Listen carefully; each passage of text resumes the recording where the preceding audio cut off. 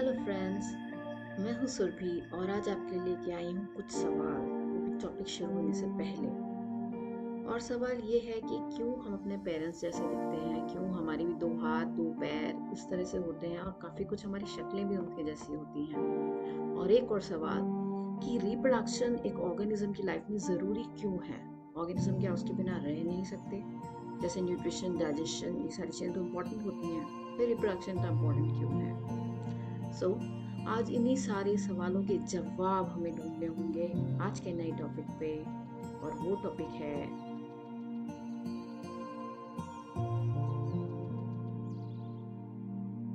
How do organisms reproduce. पहले बात हम करते हैं वेरिएशंस की। वेरिएशंस की बात हम क्यों करते हैं? हम इसलिए करते हैं कि एग्जैक्ट अपने पेरेंट्स की कॉपी नहीं होते। जो बच्चे अपने पेरेंट्स जैसे दिखते हैं वो प्रॉपर अंदर से यानी जीनोटिपिक फिनोटिपिकली वैसे नहीं होते, एग्जैक्ट नहीं होते आई मस्ट से, क्योंकि उनके जीन्स अलग होते हैं, उनके डीएनए अलग होते हैं। इसके अलावा हम आपस में भी एक दूसरे जैसे नहीं होते। सो सबसे पहले हम बात करते हैं what are variations. Variations are the differences between individuals of the same और ऑफ डिफरेंट स्पीशीज। यानी कि जो भी डिफरेंसेस हैं बिटवीन द इंडिविजुअल्स, जैसे दो इंसानों के बीच जो डिफरेंस है सेम स्पीशी के अंदर, और या फिर डिफरेंट स्पीशीज जैसे हमारी स्पीशीज और मंकी की ले लें हम, तो ये डिफरेंसेस जो होते हैं ये वेरिएशंस कहलाते हैं। और वेरिएशन जितना दूर का स्पीशी होगा, वेरिएशन उतना ही ज़्यादा होगा। जैसे कि अगर हम हैं तो अगर कोई हमारे चाहे इंसान है तो उसमें इतना वेरिएशन नहीं दिखेगा जितना कि हम हैं और चिंपैंजी या ओरांगुटान या आप मंकी ले लो, उनमें जो डिफरेंसेस आएंगे वो वेरिएशंस बहुत ज़्यादा होंगे। Now there are some causes which cause variation. सबसे पहला है genetic factors, जिसमें हम बात करेंगे about recombination and mutation की। अगर आपने सेल डिवीजन पढ़ा है, मियोसिस पढ़ा है, तो उसके अंदर एक ऐसी सिचुएशन भी आती है जहाँ पे क्रोमोसोम अपना कुछ पार्ट एक दूसरे के साथ एक्सचेंज करते हैं और एक नया क्रोमोसोम बनता है जो कि हाइब्रिड होता है from both the parents. So this is recombination.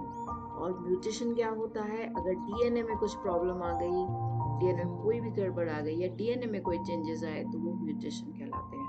वैसे रिकॉम्बिनेशन म्यूटेशन कभी कभी अच्छे भी होते हैं और कभी कभी खराब भी। इसके अलावा इन्वायरमेंटल फैक्टर्स भी होते हैं और बहुत सारे रैंडम इवेंट्स भी होते हैं जो कि वेरिएशंस को लेके आते हैं।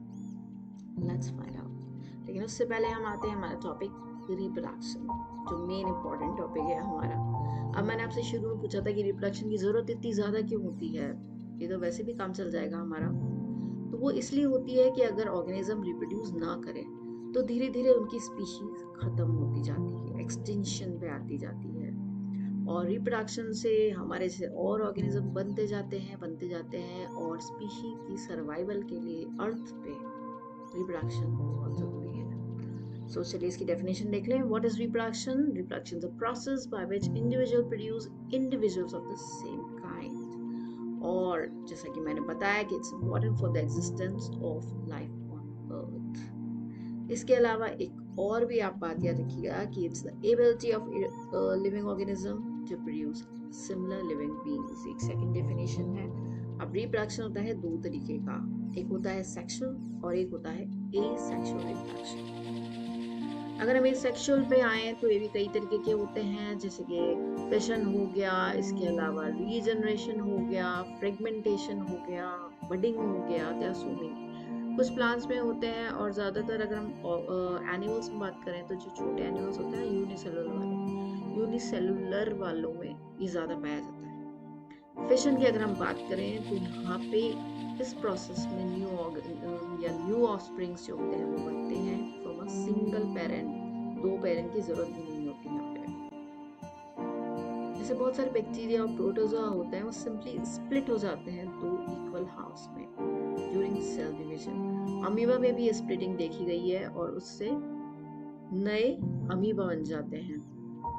अब ये इसमें क्या होता है कि जो ऑफस्प्रिंग होता है वो बिल्कुल आइडेंटिकल होता है, क्योंकि तो पेरेंट को ही दो हाफ में कट करके ही बनाया, तो वो बिल्कुल सेम वैसा होता है, आइडेंटिकल बोथ फिजिकली और जेनेटिकली, यानी वो एग्जैक्ट क्लोन होता है। अब ये जरूरी नहीं कि फिशन में सिर्फ दो ही सेल्स बनेंगी, कभी कभी बहुत ज्यादा सेल्स भी बन जाती हैं, तब उसको कहते हैं हम मल्टीपल फिशन। जैसे कि यहाँ पे अमीबा में या ट्रिप्नोसोमा में, इन सब में दो सेल्स बन रही है सटन, लेकिन जब हम यहाँ आएंगे तो यहाँ पे एक ही उससे बहुत सारी सेल्स बन रही है। ये देखिए, as you can see, so binary fission हो सकता है, मल्टीपल फिशन हो सकता है।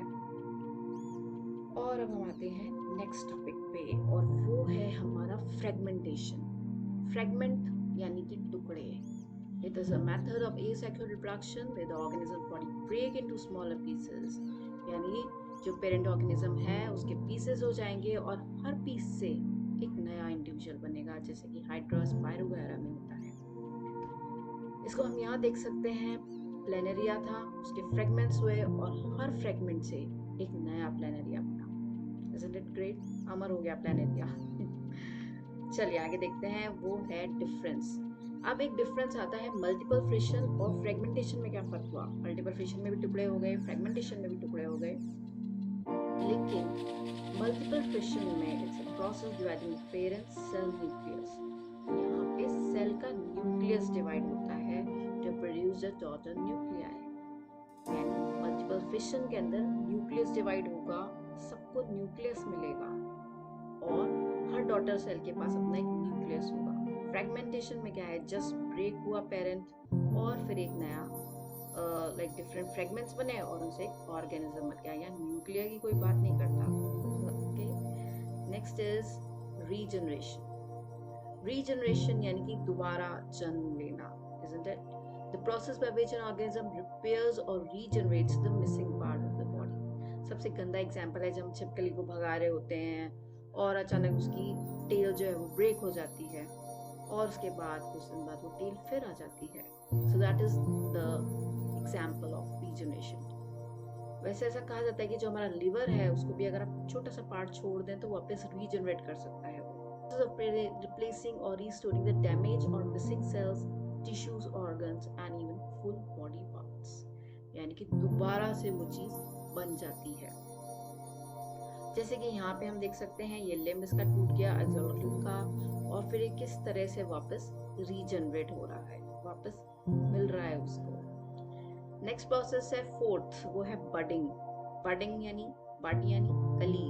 सो यहाँ पे भी एक बड फॉर्म होगी। It's a process in which a new organism develop from a small part of parents body, यानी पेरेंट की बॉडी से एक बड निकलेगी, उससे एक ऑर्गेनिज्म बनेगा जो कि मेजॉरिटी तक पेरेंट से ही जुड़ा होगा, और जब वो बड़ा हो जाएगा वहां से डिटैच होके सॉइल में या जैसे भी उसको ग्रो करना है वो ग्रो करेगा। जैसे कि hydra, it's an excellent example. यहाँ आप देख सकते हैं छोटी सी बड बनी और बड से एक हाइड्रा बन गया छोटा सा, वो अटैच्ड है और जब वो मैच्योर हो गया वो डिटैच हो गया फ्रॉम द पेरेंट हाइड्रा, और उसके बाद फिर वो डेवलप कर रहा है। So it's a process of asexual reproduction. Now the fifth one, वो है वेजिटेटिव प्रोपगेशन, जो आजकल काफी यूज में आता है। The ability of plants to give birth to new plants from their different body parts, जैसे कि रूट, स्टेम्स, लीव्स, इनसे हम बना सकते हैं या इनसे प्लांट्स बना सकते हैं अपने नए पार्ट्स। जैसे कि कैसा कहते हैं कि बैनियन ट्री की अगर जो आपने देखी हो, जो उसकी रूट्स हैं वो जो लटकती रहती हैं, वो कहीं टच हो जाएं ग्राउंड पे तो वहाँ से फिर एक नया बैनियन ट्री बन जाएगा। वैसे इसका फायदा बहुत ज़्यादा है। Makes possible for the plants जिनके पास सीड प्रोडक्शन की पावर नहीं है। अब सीड प्रोडक्शन की पावर किस किस में नहीं है, जैसे कि हम बात करें बनाना, ऑरेंज, रोज, जैस्मीन, ये खुद अपने सीड प्रोड्यूस नहीं कर सकते, तो हम इनको या कह सकते हैं वेजिटेटिव प्रोपगेशन के थ्रू ये रिप्रोड्यूस कर लेते हैं। इसके अलावा अगर आपने देखा होगा तो हम लोग जैसे गुलाब होता है उसकी कटिंग लगाते हैं, क्योंकि गुलाब वैसे तो उगता नहीं, वो हमेशा कटिंग से उगता है। ऐसे और भी बहुत सारे प्लांट्स हैं जहाँ grafting is a main thing. आजकल हम काफी यूज करते हैं वेजिटेटिव प्रोपगेशन को। Now plant produce are genetically similar to their parent plant, तो काफी क्योंकि उसी से कटिंग से बना है तो वो काफ़ी ज़्यादा सिमिलर होगा पेरेंट प्लांट के। तो अगर हमें कोई अच्छी प्रोजेनी मिल गई, हमें कोई अच्छा प्लांट मिल गया जो जेनेटिकली काफ़ी स्ट्रांग है, तो हम उसको इस तरह से डेवलप कर पाएंगे। अब जैसे यहाँ ब्रायोफाइलम है, अब ब्रायोफाइलम की लीफ से होता है ये बहुत ही एक अच्छा एग्जाम्पल है। लीफ से इसमें प्लांट्स बन रहे हैं, तो और इन्हीं प्लांट्स को हम अलग अलग लगा देंगे तो फिर हमें ब्रायोफाइलम्स और भी ज़्यादा मिल जाएंगे। एक और प्लांट है जिसको कहते हैं 10 o'clock प्लांट। वो 10 o'clock प्लांट के आप बस स्टेम काट के लगा दीजिए और उसी से वो और डेवलप हो जाएगा। ऐसे बहुत सारे एग्जाम्पल्स हैं। So next the last one है, वो है spore formation. Spore formation, spores ये तो हम जानते हैं, प्लांट्स प्रोड्यूस करते हैं लॉट्स ऑफ स्पोर्स जो कि होते हैं स्पोर सैक में, उसको कहते हैं स्पोरेंजियम। और जब वो मैच्योर हो जाते हैं स्पोर, वो जो होता है सैक, वो फट जाता है, टूट जाता है और स्पोर्स बाहर आ जाते हैं। और spores under favourable conditions give rise to new plants. लेकिन फेवरेबल कंडीशन होना बहुत जरूरी है। अगर फेवरेबल कंडीशन नहीं मिलती स्पोर को तो वो डोरमेंट वाले फॉर्म में चला जाता है, डोरमेंसी के स्टेज पे छुप जाता है। और जब फेवरेबल कंडीशन आती है तो वो ग्रो कर जाता है इनटू अ न्यू प्लांट। एक और चीज है, देखिए यहाँ पे स्पोर्स हैं और इन स्पोर्स से ये ग्रो करेंगे। एल्गे फंजाई में भी स्पोर्स मिलते हैं इस तरह से। एक नई टेक्निक है, वो है टिश्यू कल्चर, जो काफ़ी पॉपुलर टेक्निक है। और इसमें हम क्या करते हैं, फ्रेगमेंट्स लेते हैं। It is done by ourselves, एक आर्टिफिशियल तरीका है ये।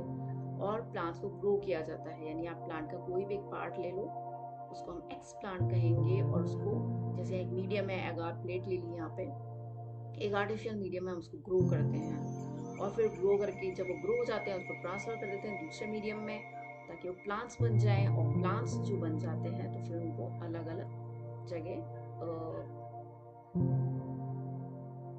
ग्रो करा देते हैं। Isn't it?